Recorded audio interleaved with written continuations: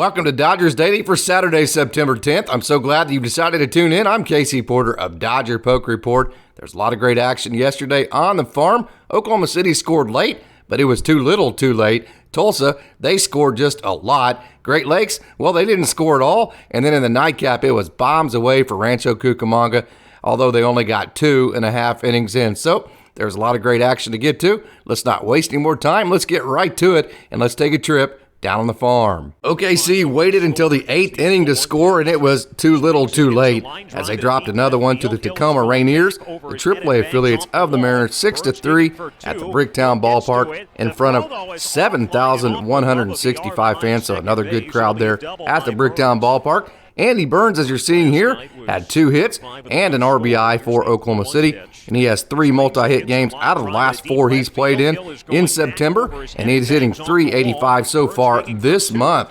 He's another one of those fringy 4A guys that can provide depth for Los Angeles if he gets hot. He has had periods in the past, especially last year, where he has gotten very hot. If that happens, he could provide depth for the big club. Veteran catcher Tomas Telis is having what I would consider a very quiet and under-the-radar year for OKC in AAA. He's hitting .282. He's been very consistent all year, and he hit .294 in August. He had 2 hits last night in the Oklahoma City loss to Tacoma. So Tomas Telis, he has been very consistent. Another one of those fringy 4A guys. Right-hander Aaron Oceanbein is finally healthy, and he was on point again last night for OKC. He stranded 2 inherited runners and went 1.1 scoreless innings. His four-seam was 91-92. His slider was 83-84. He has found his groove as he's gone scoreless in 5 of his last 6 outings. The young man out of Eastern Kentucky, Aaron Oceanbein.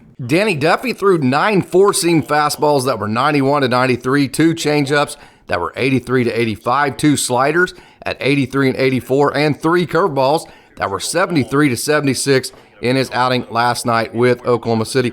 This was definitely a bounce back for Danny Duffy, as in the outing before this one, he allowed 3 runs his last time out, which was the only outing, though, with Oklahoma City that he has given up runs. So Danny Duffy continued his rehab performance and his rehab outing with AAA Oklahoma City last night with a very successful outing. After losing a tough 4-3 game on Thursday night, the Tulsa Drillers, the AA affiliates of the Dodgers, got revenge, and they pummeled the Frisco Rough Riders last night, the AA affiliates of the Texas Rangers, 14-2 in the Dallas-Fort Worth Metroplex area at Frisco at their new ballpark. Lyle Lockhart Jr., you're seeing here, was back in his home state. You know, he grew up in the Houston area, so he is back in his home state, and he put on quite the performance for his home state crowd. Lockhart Jr. went 4.1 innings, 4.2 innings, I should say, and he gave up just 1 run on 2 hits and had 5 strikeouts. Lockhart Jr. has 108 Ks on the year to just 35 walks, which is better than a 3-to-1 strikeout to walk ratio, so he has been very, very good. Leonel Valera had 3 hits and 5 RBIs for Tulsa and is hitting .354 so far this month in September with 13 RBIs and an OPS over 1,000. So the shortstop, Leonel Valera, is playing great offense for AA Tulsa. Ryan Ward had 2 doubles for the Drillers, which were doubles number 16 and 17 on the year for him. That ties him for 3rd most on the team in doubles. He leads Tulsa in home runs with 28, RBIs at 76, slugging percentage at .504, and OPS at .824. So the young left-handed hitter out of Bryant, originally Millbury, Massachusetts, is a great hitter, and he had a great night last night. Andy Pages had 3 hits, including his 25th double of the year and 3 RBIs for Tulsa.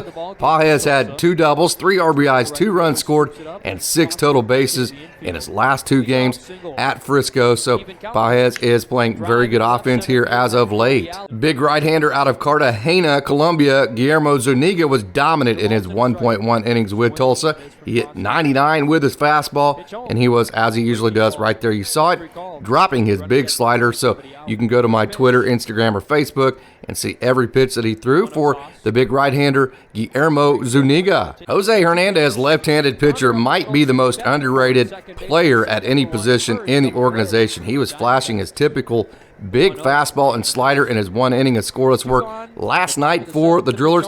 He has hit 99 with his fastball on multiple occasions this year, and he has an ERA of just 2.88, a whip of just 120, and an average against of just 224. And remember, when he got the call up to Tulsa in June, he was leading the Midwest League in saves, so he likes to perform in the clutch, and he has big stuff. The Loons only collected 3 hits and did not score against the West Michigan Whitecaps, the high A affiliates of the Detroit Tigers, and lost last night 4-0. But although there may not have been any offense, after the first inning, the pitching for the Loons was on point. You're looking at left-hander Kopp. He turned in a great performance for Great Lakes, going 2.2 innings, scoreless, and he struck out 3. That's his second scoreless performance in a row for the Loons, and his ERA is just 2.87 on the year, and his average against is just 169. He is very tough to barrel. The left-hander, the big left-hander that a lot of people like to compare to Madison Bumgarner out of California, Kopp. The Loons catcher Kekai Rios was the bright spot offensively for Great Lakes, collecting 2 of the 3 hits for the Loons. Rios has hits in back-to-back games and is 3 for his last 7, with a run scored and 3 total bases. Carlos de Los Santos was flashing a big fastball and his big changeup in his first outing with Great Lakes, so congratulations to the promotion up to High A Great Lakes to Carlos de Los Santos. He finished the last 2 outs of the 8th inning in a scoreless fashion, which is his 4th scoreless outing in a row and 7th of his last 8, so you can check out the changeup for yourself on the video if you go to my Twitter, Instagram. Oh, there's that changeup right there. So he was flashing the big fastball, the great changeup, Carlos de Los Santos. Single A Rancho Cucamonga had their game suspended in the 3rd inning, but not before they built a 6-2 lead. Thanks in part to home runs from Kyle Fromke and Dalton Rushing. They will make up the remainder of that game today at 5:30 Pacific, and then they will play the regularly scheduled game after that against Lake Elsinore.